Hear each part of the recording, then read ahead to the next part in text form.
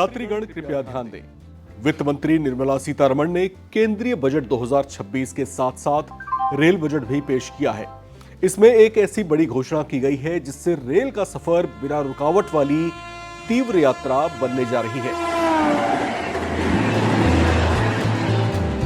केंद्र सरकार इस दिशा में लंबे समय से विचार कर रही थी, जिसकी घोषणा आखिरकार वित्त मंत्री निर्मला सीतारमण ने कर ही दी।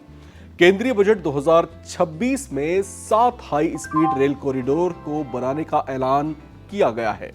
इनमें 7 रेल कॉरिडोर्स का निर्माण जो किया जाना है वो दिल्ली से वाराणसी, वाराणसी से सिलीगुड़ी, मुंबई से पुणे, पुणे से हैदराबाद, हैदराबाद से चेन्नई, चेन्नई से बेंगलुरु तक होगा।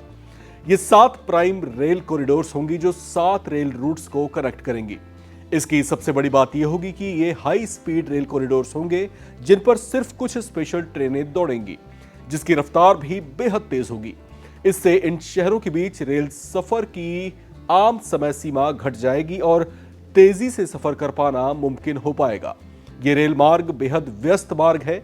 ऐसे में इन 7 नए हाई स्पीड रेल कॉरिडोर के निर्माण से कुछ विशेष ट्रेनों को बिना किसी अवरोध के स्पेशल ट्रैक रूट पर दौड़ने का मौका मिलेगा। इसके साथ साथ रेल यात्रियों की सुविधा और रेलवे प्रबंधन को लेकर कुछ और भी बड़े फैसले किए गए हैं, जैसे कि स्टेशन पुनर्विकास प्रोजेक्ट में अमृत भारत स्टेशन योजना के तहत 1337 स्टेशनों को आधुनिक बनाने के लिए चुना गया है, जिनमें से 1197 पर काम पहले ही शुरू हो चुका है।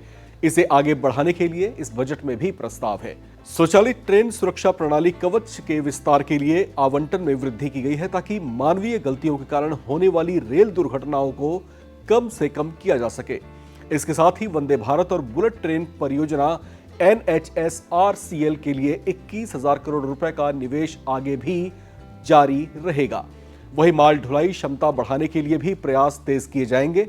इसके तहत रेल सिस्टम को अपग्रेड किया जाएगा।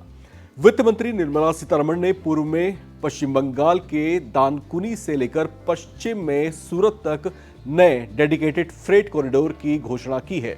इससे दोनों राज्यों के बीच व्यापारिक गतिविधियों को पहले से भी तेज रफ्तार मिल सकेगी। आपको बता दें कि पश्चिम बंगाल में इसी साल विधानसभा का चुनाव होने जा रहा है। इस नजरिए से भी इस घोषणा को खास माना जा रहा है।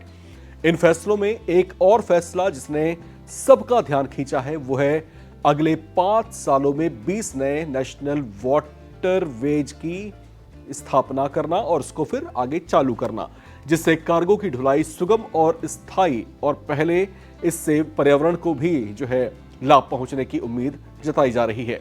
अब यहां पर बात ये आ रही है कि जो पश्चिम बंगाल से लेकर के सूरत तक फ्रेट कॉरिडोर का निर्माण किया जा रहा है, तो ये जो है बंगाल को जो है एक बड़ा तोहफा आप इसको कह सकते हैं। और ये तोहफा ऐसे समय पर मिला है जब पश्चिम बंगाल में इसी साल विधानसभा के चुनाव हैं।